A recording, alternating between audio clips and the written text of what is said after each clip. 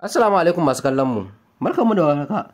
Barkanmu da sake kasancewa da ku a cikin shafin labaran mu na yau da kullum. A yau 1 ga watan Oktoba, Najeriya ke bikin cika shekara 64 da samun yancin kai. Shi yasa za mu kawo muku labari na mutum bakwai da suka yi rawar gani wajen samun yancin kan Najeriya. Ku biyo domin jin waɗannan mutane. Hukumar BBC ta yi bincike da wurare daban-daban dangane da mutanen da suka fi taka rawa wajen fafutukar neman wa Najeriya yanci. Mun kuma samu mutum bakwai da suka yi fice waɗanda za su bayyana takaitaccen tarihinsu da rawar da suka taka.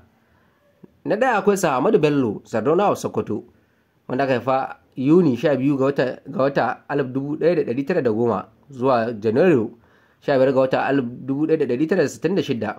An haifi sa Ahmadu Bello a garin Rabba na jihar Sokoto da ke arewacin Najeriya. Sardauna yana ɗaya daga cikin jagororin Najeriya da suka yi fice a duniya. Ahmadu Bello ya rike sarautar Sardaunan Sokoto kuma ya jagoranci jam'iyyar Northern People Congress (NPC), inda ya mamaye harkar siyasar ƙasa a jamhuriya ta ɗaya. Ahmadu Bello ya fafatuka wajen nema wa Najeriya yanci, inda bayan dawowarsa daga wani balaguro da ya yi zuwa Birtaniya, aka naɗa shi a matsayin ɗan majalisa mai wakiltar lardin Sokoto. Hotunan Sardauna ne akan kuɗin Najeriya na 200. Wasu daga cikin abubuwan da ake tunawa da Sardauna sun haɗa da Jami'ar Ahmadu Bello University da ke Zaria, wadda aka sanya ta sunansa da kuma rawar da ya taka wajen ci gaban arewacin ƙasa. Sannan kuma akwai Chief Anthony Enahoro, wanda aka haifa 22 ga watan Yuli 1923, ya kuma mutu a 15 ga watan Disamba 2010. Chief Anthony Ermosere Enahoro na ɗaya daga cikin fitattun 'yan gwagwarmaya kin jinin mulkin mallaka. Mr. Enahoro ya zama editan jaridar Southern Nigerian Defender ta Nnamdi Azikiwe, inda ya zama editan jarida mafi karancin shekaru a Najeriya. Enahoro ne mutum na farko da ya fara mika bukatar neman yancin kai a Najeriya a 1953, 1953. Hakan ne sa aka yi masa lakabi da uban Najeriya. Chief Enahoro masani ne kuma ya yi fafutuka kan Najeriya har lokacin da ya mutu a shekarar 2010. Bayan shi kuma akwai Herbert Macaulay, wanda aka haifa 14 ga watan Nuwamba 1864, ya mutu a Mayu 1946. Sunansa Olayinka Herbert Samuel Hilles Badmus. Ya kasance ɗan kishin ƙasa, ɗan siyasa, injiniya, mai ilimin tsara gine-gine da kuma ɗan jarida kuma mawaƙi. Macaulay ya yi suna wajen hamayya da mulkin turawan mallaka.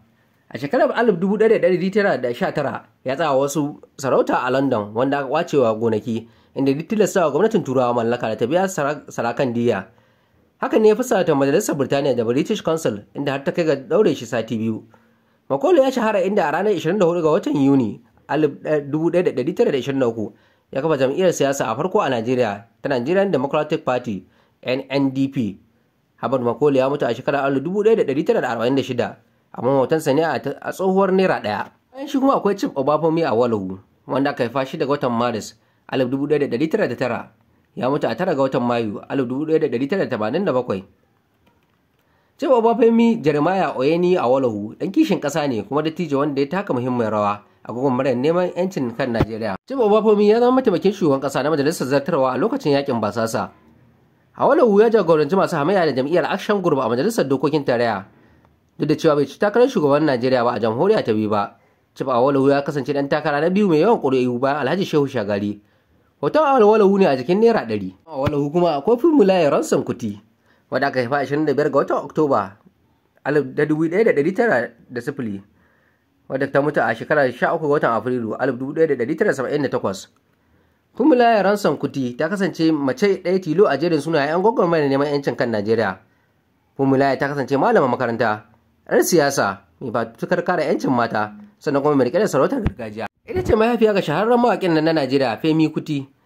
Funmilayo ce mace ta farko da ta fara tuka mota a Najeriya. An zaɓe ta a majalisar sarakunan gargajiya, inda ta kasance wata wakiliya a al'ummar Yarabawa. Fafutukar da ta yi ta janyo wa 'ya'yanta bakin jini musamman lokacin gwamnatocin sojoji. Bayan ita kuma akwai Nnamdi Azikiwe, wanda aka haifa 16 ga watan Nuwamba 1904, ya kuma mutu a 11 ga watan Mayu 1996. Chief Benjamin Nnamdi Azikiwe ne jagoran 'yan gwagwarmaya masu kishin ƙasa na zamani. Nnamdi, wanda aka yi wa lakabi da mai kishin ƙasa, ya rike editan jaridar African Morning Post. Shi ne mutum na farko ɗan Najeriya da sunan shi shiga majalisar tuntuɓa da ta Amurka. Bayan ayyana Najeriya a matsayin jamhuriya, Dr. Nnamdi Azikiwe ya yi bakin kokarinsa wajen ganin ya haɗa kan ƙasar. Dr. Zik ya zama shugaban Najeriya na farko. Bayan nan kuma akwai Tafawa Balewa, wanda aka haifa Disamba 1912, ya kuma mutu a 15 ga watan Janairu 1966. Alhaji Sa Abubakar Tafawa Balewa ne Prime Minister Najeriya na farko na 'yan kasar da ta samu 'yancin kai a 1960. An zaɓi sa Abubakar Tafawa Balewa a matsayin dan majalisar dokokin lardin Arewa a 1946, sannan ya je majalisar dokokin tarayya a 1947. Tafawa Balewa ya zama dan majalisa mai rajin kare a arewacin Najeriya.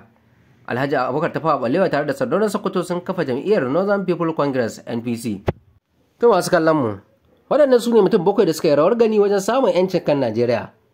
Ku kasance tare da mu a shirin mu na gaba domin jin wasu sabbin labarai da zarar mun dora. Kada ku manta, ku danna subscribe da ƙararrawa. Mun gode. Muna Najeriya murnar cika shekara 64. Sai an jima.